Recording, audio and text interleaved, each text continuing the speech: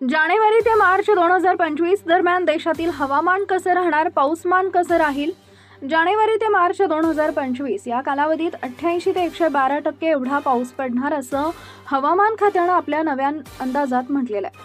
महत्त्वाचं म्हणजे जानेवारी महिन्यात थंडीचं प्रमाण हे कमी राहण्याची शक्यता आहे.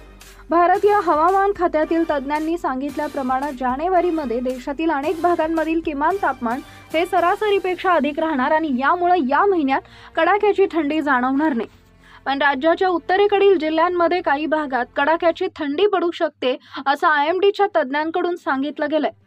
जानेवारी 2025 मध्ये वायव्य भारताचा पूर्व भाग, मध्य भारताचा उत्तर भाग आणि पूर्व भारताचा काही भाग वगळता देशातील बहुतांशी भागात थंडी कमी राहणार असं हवामान खात्यानं जाहीर केलंय. या थंडीचा रब्बी हंगामातील पिकांना फायदा सुद्धा झाला होता.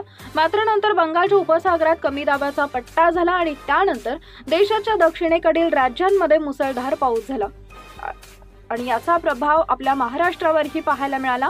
देशाच्या दक्षिणेकडील राज्यांमध्ये मुसळधार पाऊस झाला आणि याचा प्रभाव म्हणून आपल्या महाराष्ट्रात देखील ढगाळ हवामान आणि पावसाळी वातावरण तयार झाले. राज्यात अनेक ठिकाणी हलका ते मध्यम पाऊस झाला. या पावसामुळे आणि ढगाळ हवामानामुळे राज्यातील थंडीचा जोर कमी झाला. जानेवारी ते मार्च या 3 महिन्याच्या काळात देशात सरासरी एवढा पाऊस पडणार आहे. या काळात दरवर्षी 69.7 मिलीमीटर एवढा पाऊस पडतो. या काळात उत्तर भारताकडे प्रवासाचं प्रमाण अधिक राहते. यंदाही उत्तर भारतात या काळात सरासरी एवढा पाऊस पडणार असं दिसतंय. तसेच महाराष्ट्रात देखील या काळात सरासरीपेक्षा अधिक पावसाचा अंदाज यावेळी देण्यात आलाय.